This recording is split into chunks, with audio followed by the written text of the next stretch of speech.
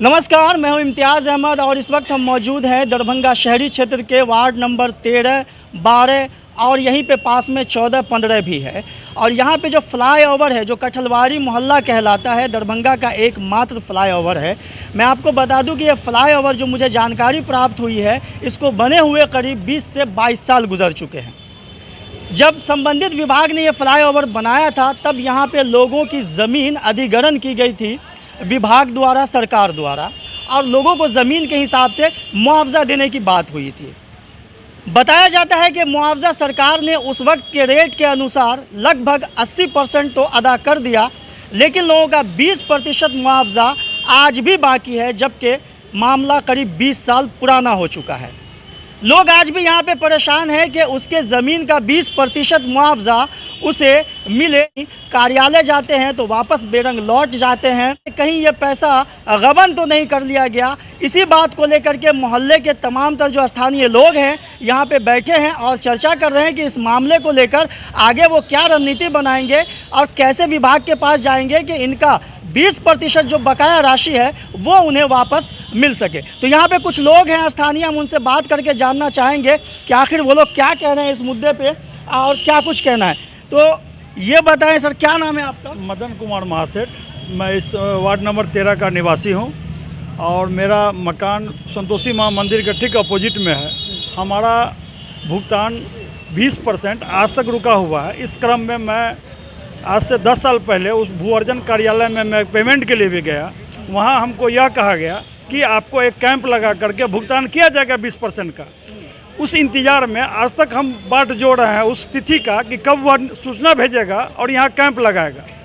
यह स्थिति आज तक बनी हुई है, भुगतान आज तक नहीं हो पाया है। अभी जब जब ये आए हमारे वार्ड में चुनाव के क्रम में, और वैसे भी हमारे यहाँ के कुछ गणमान्य लोग जा कर के विधायक जी को, यहाँ के वार्ड काउंसिलर को और सांसद महोदय को भी इसकी सूचना दी गई, लेकिन स्थिति पूर्ववत है, आज तक उसका भुगतान नहीं हो सका। तो ये बताइए कि अगर एक अंदाजे से मैं जानना चाहूँ, कितने लोग होंगे यहाँ पे जिनकी ज़मीनें अधिग्रहण हुई थी और उनका पैसा बाकी होगा? लगभग 130 से लेके 150 लोग हैं जिनकी ज़मीन है, जिनकी ज़मीन है। मकान मालिक 130 से लेके 150 के दरमियान हैं। तो अगर आपको जानकारी हो, कुछ समझ में आ रहा हो, तो ये बताइए कि आपने कहा, या जो मुझे जानकारी मिली कि 20% राशि बाकी है, तो उस वक्त के रेट के हिसाब से क्या अमाउंट रहा होगा? अगर प्रति व्यक्ति की हम बात करें, प्रति भूस्वामी की बात करें हम, तो क्या अमाउंट रह गया होगा? 30 से 40 लाख रुपया ड्यूज रह गया था गवर्नमेंट के यहाँ उस समय,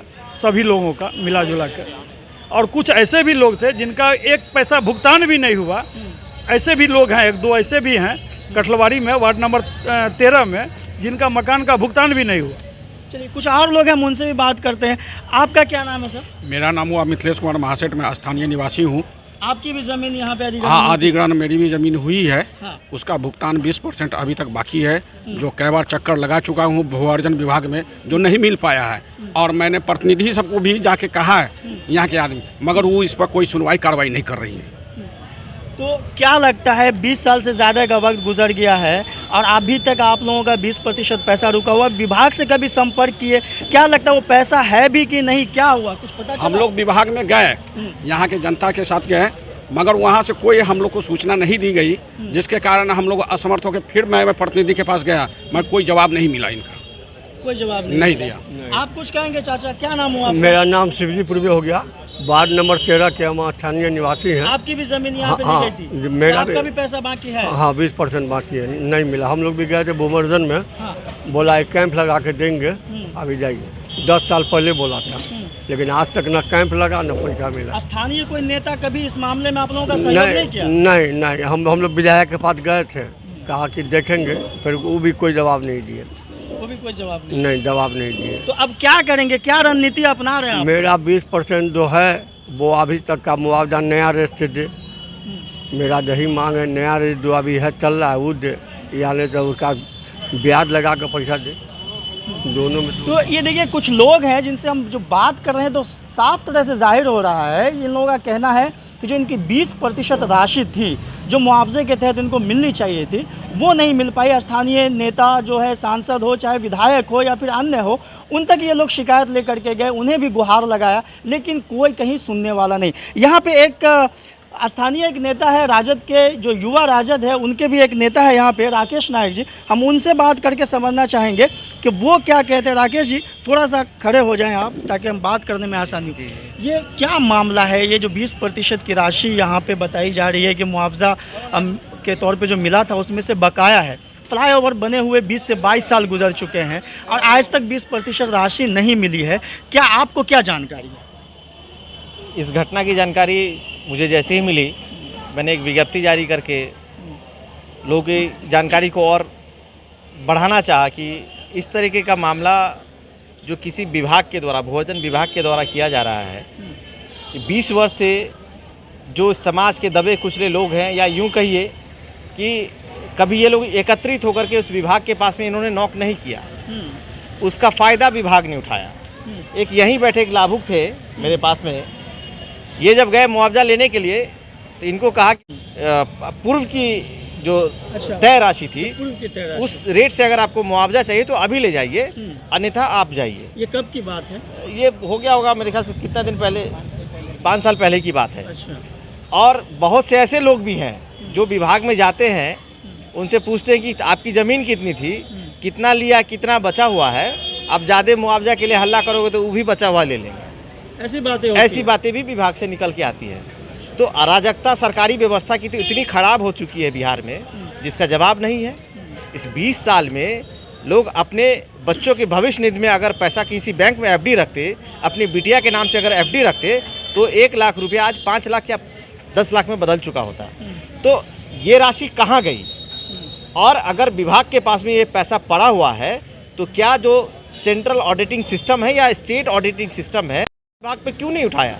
ये 20 साल से जिन पीड़ितों का पैसा है, जिनका मुआवजा समय से उनके घर में जाना चाहिए था, वो नहीं मिला, वो विभाग अपने कौन से बैंक अकाउंट में दबा के बैठी है, जिसका फ़ायदा वहाँ उनके सरकारी कर्मचारी ले रहे हैं। तो हम लोग की मांग है, युवा राष्ट्रीय जनता दल हमेशा दबे कुचलों की आवाज़ को ऊपर उठाता रहा है।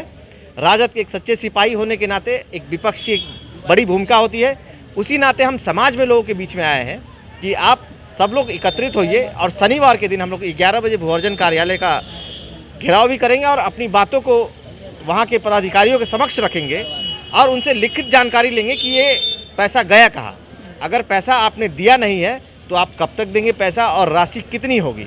अगर उस पर ये लोग, यहाँ के जितने भी लोकल लोग हैं, राजी होते हैं तो बहुत अच्छी बात है। नहीं, अगर वर्तमान रेट से इनकी मांग होगी तो इनकी मांग की लड़ाई हम लोग लड़ने का आगे भी काम करेंगे। एक बात बताइए राकेश जी, आप तो पॉलिटिकल लोग हैं, विपक्ष में है, मात्र एक फ्लाईओवर है दरभंगा के अंदर, 20 साल पहले बना था।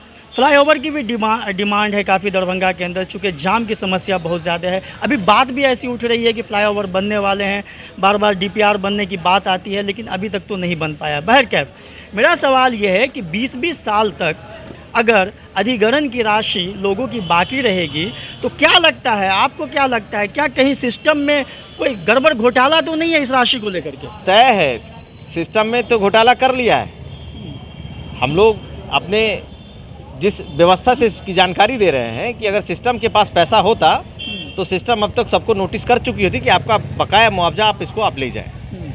यह सरकार के पास में ऐसी व्यवस्था है जो आज लोगों के अकाउंट में डायरेक्ट पैसा नेफ्ट भी किया जा सकता है, जिसका प्रॉपर ट्रेस उनके पास में होता कि कोई अगर नेता किसी मुद्दे को उछालता तो वो उनके मुंह पर दिखा देते कि साहब हमने सबका पैसा सबके अकाउंट में दे दिया है।